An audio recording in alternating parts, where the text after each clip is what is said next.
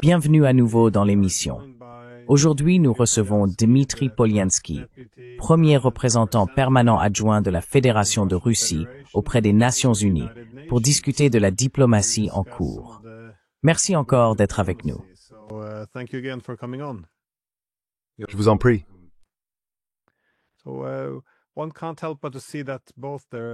On ne peut donc s'empêcher de constater que la rhétorique, comme les actions des États-Unis, ont beaucoup évolué ces derniers temps. Les États-Unis semblent désormais impliqués dans des attaques directes contre des raffineries russes, si l'on en croit le Financial Times. On parle aussi beaucoup d'augmenter le coût pour la Russie. Et bien sûr, ce à quoi tout le monde prête attention maintenant, c'est la possibilité que les États-Unis transfèrent des missiles Tomahawk à l'Ukraine, lesquels, si je ne me trompe pas, devraient être opérés par des Américains. Quelle est donc la portée de tout cela en ce qui concerne la possibilité de poursuivre une solution diplomatique, plutôt que de finir, je suppose, dans une guerre directe entre l'OTAN et la Russie?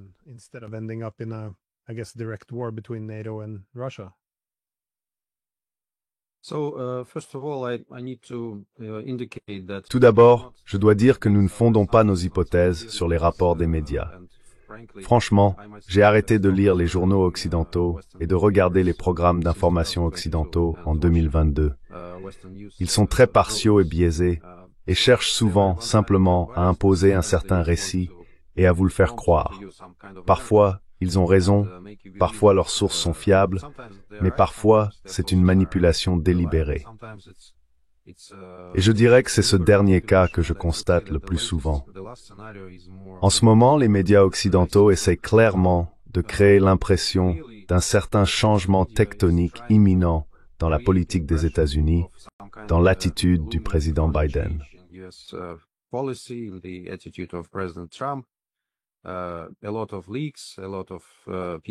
Beaucoup de fuites, beaucoup de gens disent qu'il est sur le point de livrer des armes à l'Ukraine.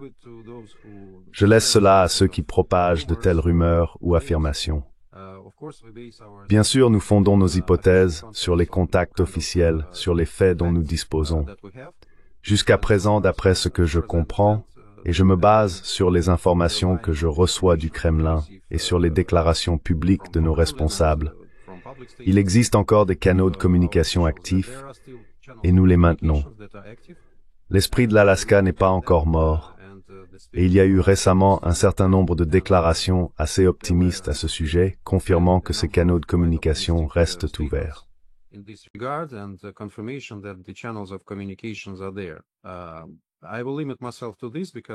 Je vais me limiter à cela parce que je ne suis pas dans la boucle.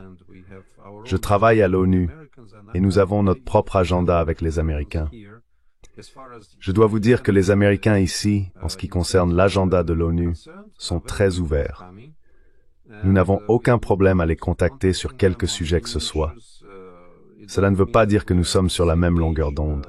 Loin de là. Mais il est normal que deux grandes puissances ne soient pas sur la même longueur d'onde. Je crois que nous pensons tous deux que notre tâche consiste à rendre nos différences aussi minimes que possible. Et ici à l'ONU, nous n'avons aucun problème avec cela.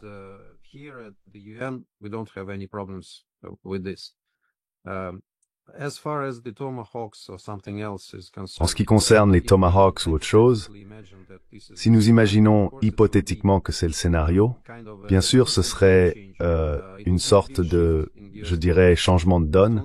Ce serait un grand tournant dans la politique américaine. Ce ne serait certainement pas un changement de donne sur le champ de bataille, et je suis sûr que vous avez déjà vu de nombreuses déclarations et évaluations de personnes bien plus compétentes que moi en matière de munitions militaires et de l'impact potentiel des Tomahawks sur le champ de bataille. Ils n'aideront pas l'Ukraine et ne changeront pas le cours de la guerre. La tendance est assez claire. L'Ukraine est en train de perdre. L'armée russe progresse. Certains disent que c'est trop lent, mais il y a des explications claires à cela. Nous préservons nos effectifs. Bien sûr, la nature de la guerre a changé. Il ne s'agit plus de bataille de chars, c'est une guerre de drones, parfois une guerre d'intelligence artificielle. Et en réalité, le fait est qu'il existe des facteurs objectivement défavorables à l'Ukraine.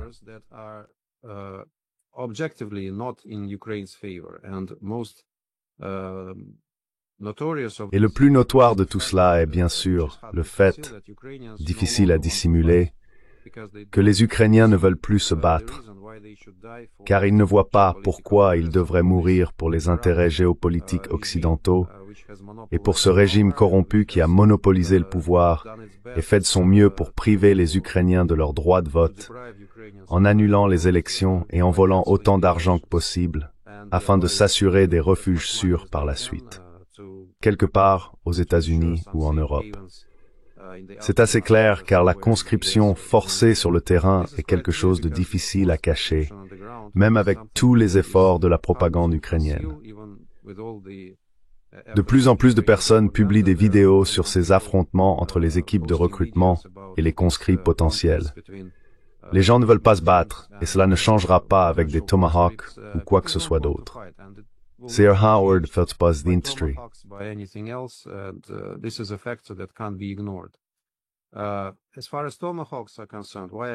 En ce qui concerne les Tomahawks, pourquoi est-ce que je dis qu'il s'agirait d'un changement radical?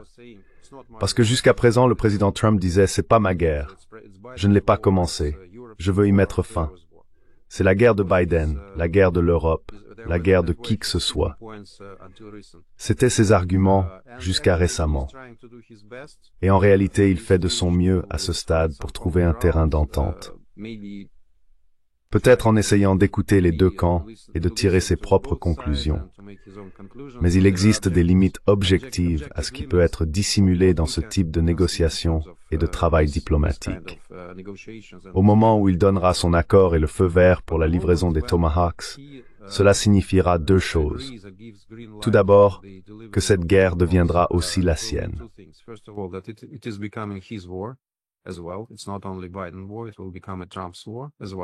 Ce n'est pas seulement la guerre de Biden, elle deviendra aussi celle de Trump.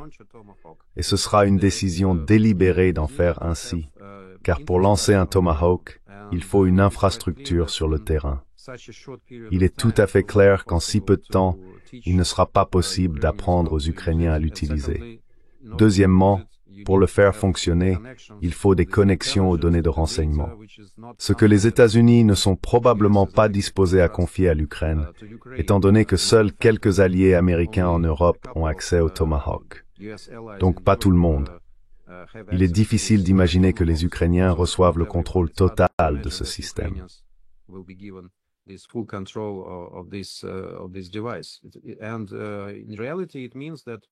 Et en réalité, cela signifie que ce seront des Américains qui appuieront sur le bouton. Ce seront des Américains qui lanceront les missiles. Et ces Américains ne rendront pas compte à l'administration Biden, mais à l'administration Trump. C'est un grand changement dont nous devrons tenir compte dans nos futures démarches et dans notre future coopération sur diverses questions, y compris avant tout le règlement de la crise ukrainienne. Le deuxième point, également très important et souvent sous-estimé, est que le Tomahawk est un vieux missile. Le président Trump l'a reconnu.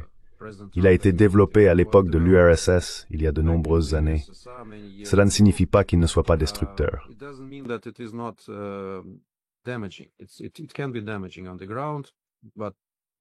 Cela peut être destructeur sur le terrain, mais il existe de nombreux systèmes de missiles modernes capables de neutraliser facilement l'effet potentiel des Tomahawks. Cependant, les Tomahawks peuvent transporter une ogive nucléaire, et lorsqu'un Tomahawk est lancé, personne ne peut affirmer avec certitude s'il est équipé ou non d'une ogive nucléaire. Cela signifie que, conformément à tous les protocoles de riposte, nous devons considérer ce missile comme un missile nucléaire, car nous devons garder à l'esprit le pire scénario possible. Cela implique bien sûr de mettre en œuvre certaines parties de notre doctrine nucléaire que nous préférerions ne pas activer. Et vous pouvez imaginer quelles conséquences ou répercussions un tel scénario pourrait entraîner. C'est ce que nous essayons d'expliquer aux Américains. Ces décisions nous rapprochent dangereusement du seuil d'une guerre nucléaire.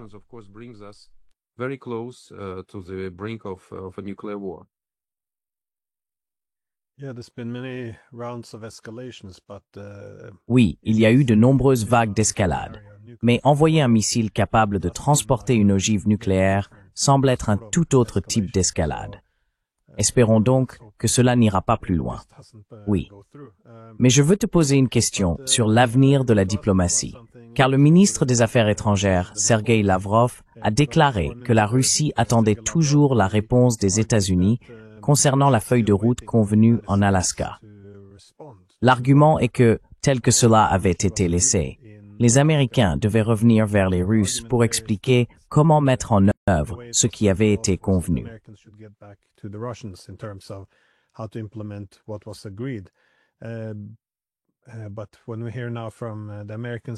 Mais lorsque nous entendons maintenant les Américains, ou des personnes comme Pete Hegseth, nous entendons dire qu'il faut forcer la Russie à venir à la table des négociations. Encore une fois, je ne suis pas sûr de ce qui relève du bruit et de ce qui relève de la réalité. Mais en ce qui concerne la position russe, c'est plus ou moins, je suppose qu'un cadre général a déjà été convenu, quelque chose qui attend simplement d'être mis en œuvre. Ou comment pouvons-nous comprendre le processus diplomatique sans, je suppose, partager des détails que vous ne pouvez pas divulguer?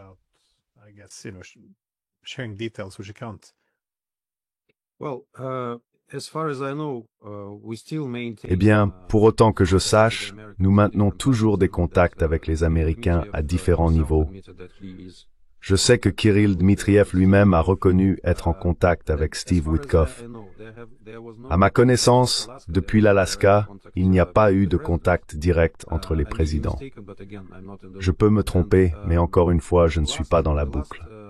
Et la dernière chose qui a été convenue en Alaska, d'après ce qu'a dit Sergei Lavrov, c'était essentiellement qu'il y avait une liste, une sorte de proposition du côté russe.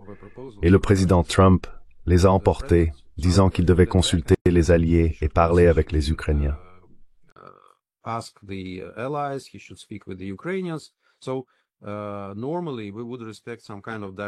Normalement, nous nous attendrions à une sorte de réponse directe, puisque cela a été formulé de manière directe. Nous ne prêtons pas trop attention aux autres déclarations, car nous savons qu'il y a de nombreux intérêts en jeu, du côté américain, britannique, européen, ukrainien, bien sûr, et que tous ces acteurs essaient de défendre leur position auprès du président Trump, qui a récemment confirmé sa volonté de jouer un rôle dans le règlement de la crise en Ukraine.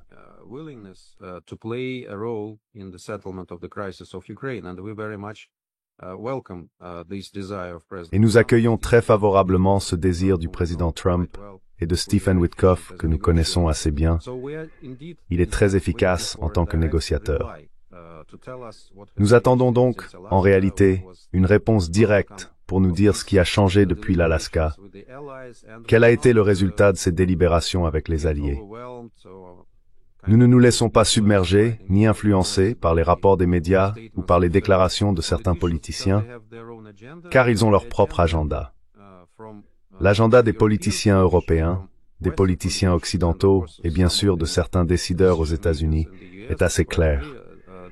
Leur objectif est de faire durer cette guerre. Pour eux, c'est rentable. Ils y voient un moyen de continuer à affaiblir la Russie aux dépens du peuple ukrainien. Mais ils ne se soucient pas du peuple ukrainien. Ils s'en moquent.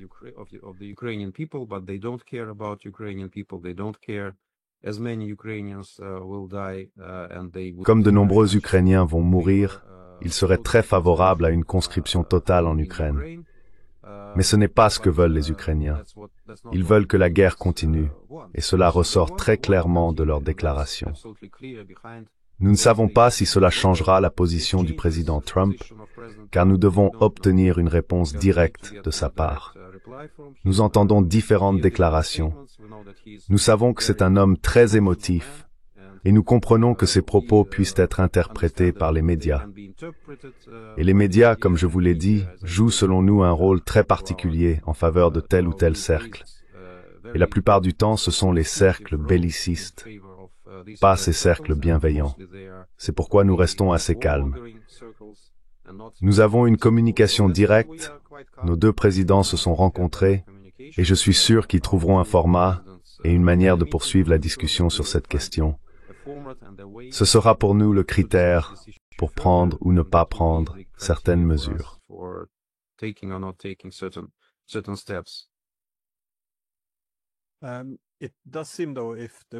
Il semble toutefois que s'il devait y avoir un affrontement susceptible de déclencher une confrontation directe entre les différents États européens et la Russie, cela pourrait se produire en mer Baltique. Nous avons entendu ces dernières semaines de nombreuses discussions à propos des drones et de la sécurisation des infrastructures énergétiques. Oui, je sais, ironiquement, au même moment, la Pologne demande à l'Allemagne d'interrompre l'enquête sur Nord Stream. Mais il y a aussi d'autres questions. On entend souvent des commentaires à propos de Kaliningrad. Nous avons vu la France saisir un navire qu'elle pensait être russe. Comment évaluez-vous la situation en mer Baltique? Est-elle vraiment aussi tendue qu'elle en a l'air, ou reste-t-elle sous contrôle?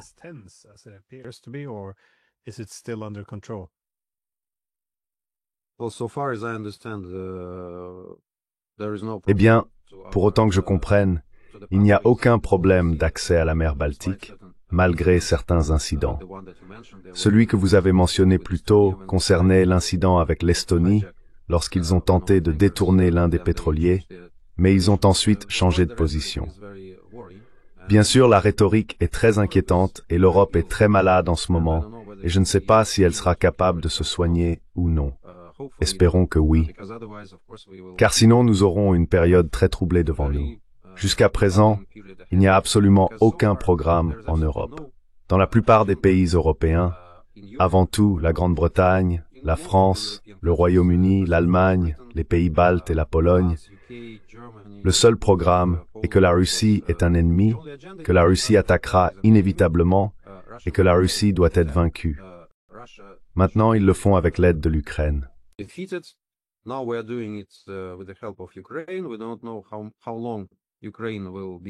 Nous ne savons pas combien de temps l'Ukraine pourra contenir la Russie.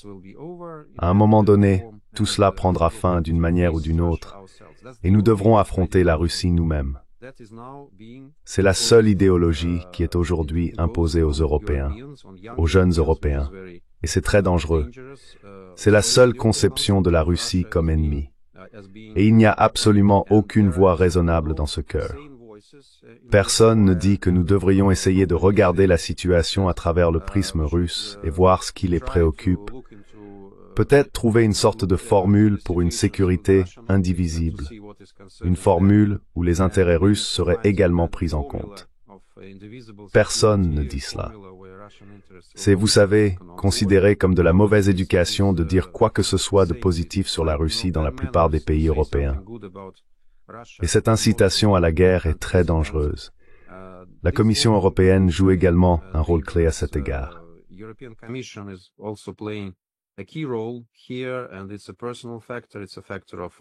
Et c'est un facteur personnel. C'est le facteur d'Ursula von der Leyen, de Kaja Kallas et de quelques autres, qui en ont fait une sorte de croisade personnelle pour transformer la Russie en ennemi de l'Europe, en excluant tout scénario autre qu'un jeu à somme nulle dans nos relations. C'est très dangereux, et c'est une voie qui nous mènera inévitablement à une confrontation directe, et c'est quelque chose que nous ne voulons pas. Nous avons répété à plusieurs reprises que nous n'étions pas intéressés par une quelconque confrontation avec l'Europe. Nous ne prévoyons aucune attaque contre les pays de l'OTAN, ni contre nos voisins. Et nous préférerions bien sûr, comme nous l'avons dit à maintes reprises, résoudre la crise ukrainienne par des moyens pacifiques dès le premier jour, depuis 2014. Il y a eu de nombreuses propositions sur la manière d'y parvenir.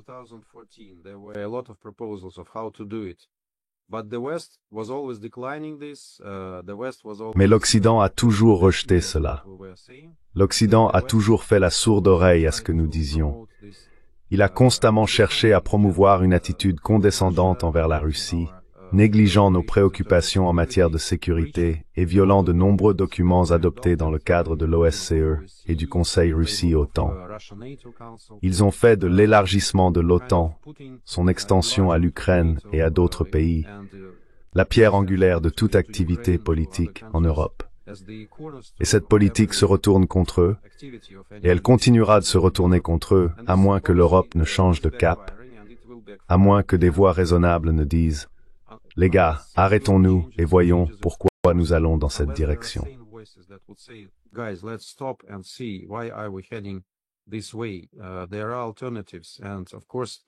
Il existe des alternatives. Et bien sûr, l'alternative, c'est la diplomatie et le dialogue. S'asseoir à une même table et prendre en compte toutes les préoccupations de toutes les parties impliquées, y compris les États baltes, la Russie et la Pologne. L'Allemagne, c'est possible, mais pour cela, nous devons donner la priorité à la diplomatie. Nous devons nous parler et nous écouter. Jusqu'à présent, cela ne se produit pas en Europe. Jusqu'à présent, l'Europe est sourde. L'Europe est totalement aveuglée par la russophobie. Et cette russophobie est partout. Et encore une fois, le plus dangereux, c'est que les jeunes générations sont complètement zombifiées de cette manière.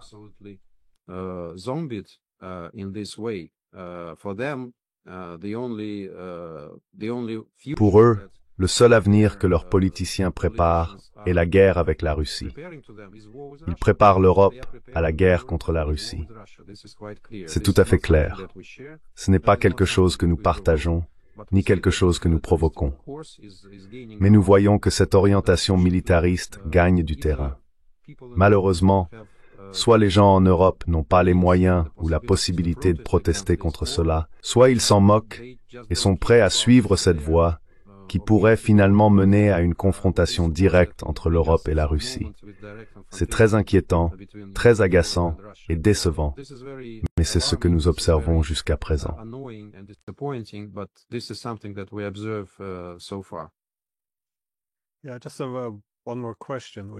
Oui, j'ai juste une dernière question, qui est, enfin, vous y avez déjà partiellement répondu, la diplomatie ou la possibilité d'une diplomatie avec les Européens. Parce que nous avons appris récemment que Angela Merkel avait reproché à la Pologne et aux États baltes d'avoir refusé la diplomatie avec la Russie en 2021, comme l'une des raisons de la guerre. Mais encore aujourd'hui, si je ne me trompe pas, il n'y a toujours aucun appel venant des Européens. Quel est le niveau de diplomatie entre les Européens et les Russes? Y a-t-il quelque chose en préparation? Et est-ce simplement que les Européens refusent de s'engager diplomatiquement avec la Russie d'une quelconque manière? Je demande cela parce que, eh bien, je suppose que ma principale question est de savoir s'il existe actuellement d'autres voies diplomatiques en dehors de l'Alaska pour mettre fin à la guerre.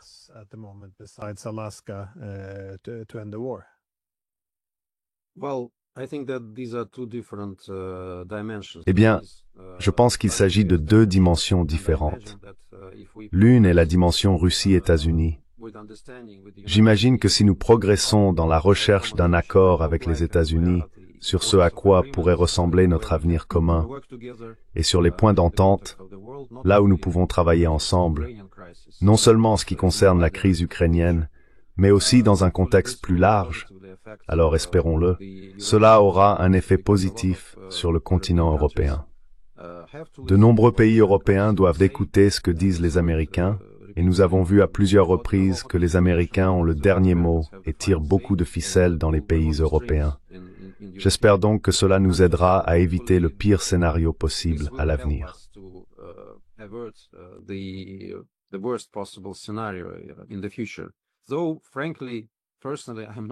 Bien que, franchement, je ne sois pas vraiment sûr que les Américains s'intéressent beaucoup à ce scénario.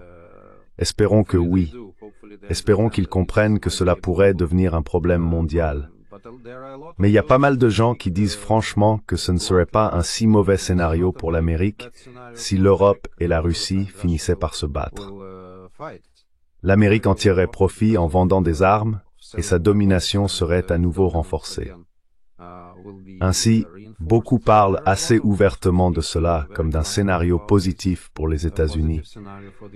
Je ne sais pas s'ils ont l'oreille du président Trump ou s'ils bénéficient d'un quelconque soutien au sein de l'administration actuelle. Mais ces voix existent. Et franchement, très peu de gens les contredisent ou essaient de leur dire que ce n'est pas raisonnable, que ce n'est pas un comportement adulte de parler en ces termes. En ce qui concerne l'Europe, je ne suis bien sûr pas dans la boucle de nos contacts avec les Européens, que ce soit de manière bilatérale ou dans d'autres formats. Mais d'après ce que je peux en juger, il n'y a pratiquement aucun contact. Il se limite au strict minimum nécessaire au fonctionnement des institutions diplomatiques, lesquelles rencontrent elles aussi de grandes difficultés et des obstacles. Des problèmes artificiels et des obstacles artificiels créés par les pays européens. En réalité, ils ont maintenant commencé à traquer les diplomates pour leur compliquer la vie. Et je ne cesse de demander à mes collègues ici, si vous voulez un dialogue, pourquoi attaquez-vous les diplomates? Pourquoi essayez-vous de réduire la présence dans vos pays de ceux qui sont censés favoriser le dialogue? Avez-vous donc complètement renoncé à la diplomatie?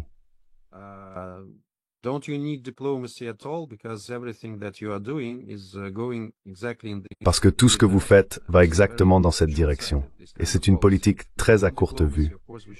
Si nous voulons de la diplomatie, bien sûr nous devrions faciliter la vie des diplomates et leur donner un espace pour se réunir et parler librement afin de parvenir à certains accords. Mais non, la russophobie prévaut même dans ce domaine. Nous ne voyons aucune approche créative. Nous ne voyons aucune ouverture d'esprit en Europe, à part des gens qui disent que la Russie est un ennemi et que cet ennemi nous attaquera dans 5 ou 7 ans. C'est pourquoi l'Europe devrait s'y préparer. C'est le seul programme proposé à la société européenne.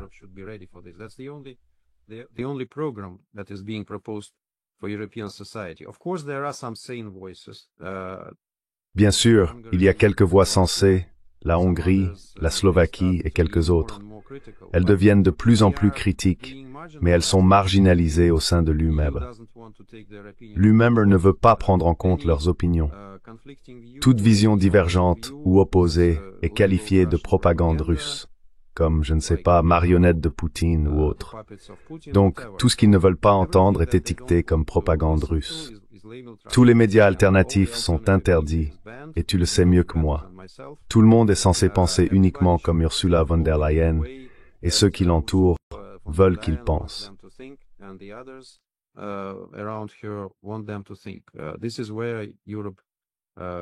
C'est là où l'Europe en est arrivée aujourd'hui, et c'est très décevant. D'après ce que je comprends, il n'existe pratiquement plus aucun canal de communication entre la Russie et l'UMEB, ni entre la Russie et l'OTAN. Ils ont tous été coupés de manière démonstrative par l'Union européenne et par nos collègues occidentaux. Et jusqu'à présent, ils continuent de vivre dans ce paradigme où la Russie est considérée comme un ennemi, où tout contact avec des Russes serait une sorte de haute trahison devant être poursuivi. C'est assez ironique. Je crois vous avoir déjà dit lors d'une de mes interventions dans votre émission que les Européens ici à l'ONU ont très peur de nous parler en public.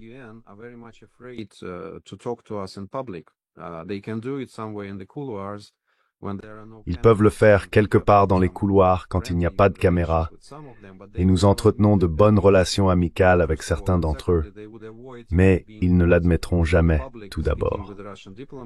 Et ensuite, ils essaient d'éviter d'être vus en public en train de parler avec un diplomate russe. Ils nous disent très ouvertement que cela pourrait leur causer des problèmes avec Bruxelles. Si quelqu'un rapporte qu'ils ont eu des échanges avec un diplomate russe, c'est une situation très dangereuse pour eux. C'est ridicule. Ridicule, bien sûr, de voir ce qu'est devenue la diplomatie européenne. Mais c'est la réalité.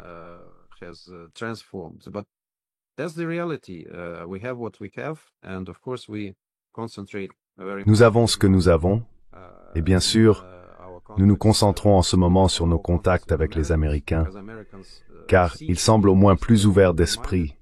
Ils semblent comprendre que pour résoudre ce problème, il faut s'attaquer à ses causes profondes. C'est la seule façon d'obtenir une paix durable et à long terme. Ainsi, les Américains ne semblent pas désespérés à ce stade. Nous avons toujours dit dès le premier jour que nous étions prêts à atteindre nos objectifs par des moyens diplomatiques. Nous l'avons proposé en 2021, à la veille de la phase chaude de ce conflit, et nous étions prêts à le faire un mois après le début de notre opération militaire spéciale, lorsque les Ukrainiens ont paraphé certains principes qui constituent encore, je pense, une bonne base pour tout accord futur. Mais ce n'est pas nous qui avons décidé de ne pas le faire. Nous savons maintenant que c'était Boris Johnson, non seulement par conviction, mais aussi par une certaine motivation, une sorte de pot de vin du complexe militaro-industriel. Je pense que cette information a été divulguée récemment. Et voilà, nous sommes prêts à arrêter à tout moment, à condition qu'il y ait un règlement qui traite les causes profondes, qu'il n'y ait plus de danger venant de l'Ukraine pour la Russie ou de l'OTAN. Et c'est réalisable, facilement réalisable, à condition bien sûr que nos interlocuteurs soient prêts à envisager autre chose qu'un programme russophobe où la Russie est l'ennemi qui finira inévitablement par les attaquer.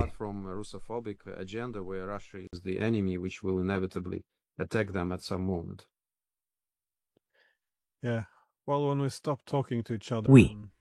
Eh bien, quand nous cessons de nous parler et que nous ne considérons plus que des solutions militaires, c'est extrêmement dangereux, surtout lorsqu'il s'agit des deux plus grandes puissances nucléaires. Alors je vous souhaite, à vous et à vos collègues diplomates à New York, bonne chance pour améliorer la relation. Il y a beaucoup en jeu ici. Merci beaucoup d'avoir pris le temps. Merci Glenn, merci.